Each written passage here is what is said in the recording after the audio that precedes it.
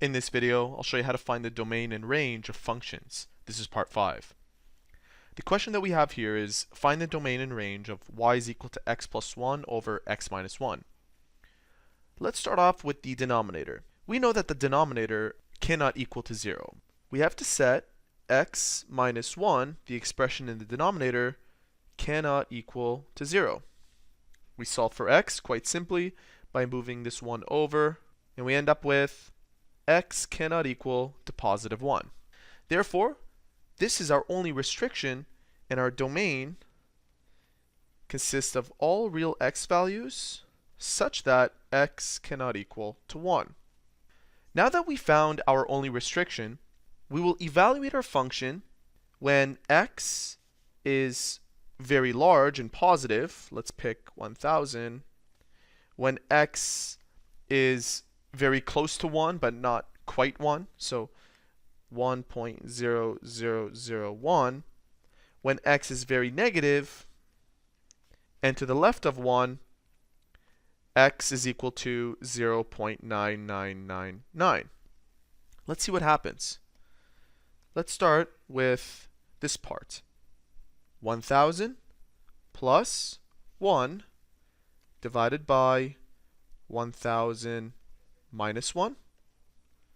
We get a number that is very close to 1 but never quite reaches 1.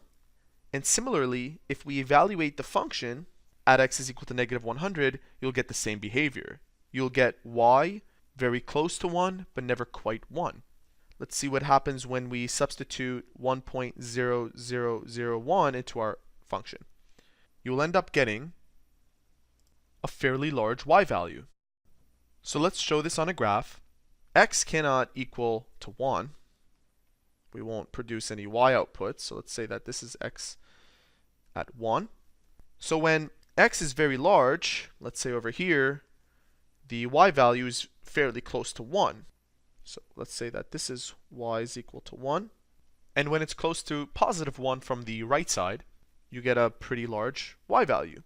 We can show this as a curve that looks like this, where it never quite reaches 1. And the same thing applies to when we have x is equal to negative 1000.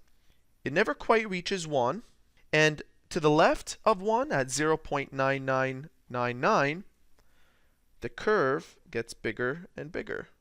That is the y.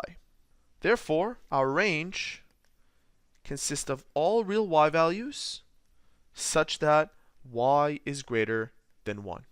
And there you have it. That is how to find the domain and range of functions.